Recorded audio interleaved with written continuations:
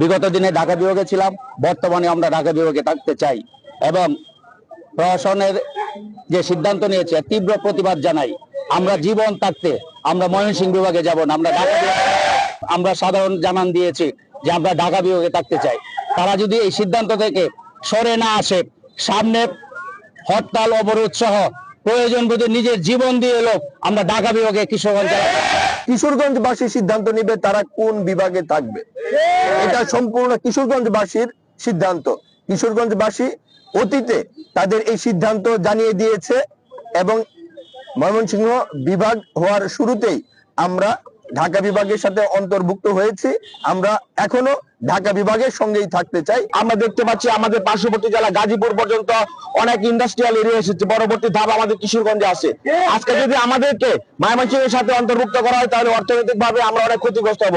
আমাদের কৃষি নির্ভর এবং শস্য নির্ভর, মৎস্য নির্ভর যে অর্থনীতি আছে, যে রাজস্ব আছে, তার ম্যাক্সিমাম অংশই অবহেলিত ময়মনসিংহের দিকে খরচ করা হবে। তা আমরা চাই আমাদের রাজস্ব আমাদের কিশোরগঞ্জের দিকে, কিশোরগঞ্জের মাটিকে উন্নয়ন করার জন্য কিশোরগঞ্জবাসী সবসময় বিপ্লবী, তারা সবসময় বিপ্লব করে আন্দোলন সংগ্রাম করে তাদের অধিকার আদায় করেছে।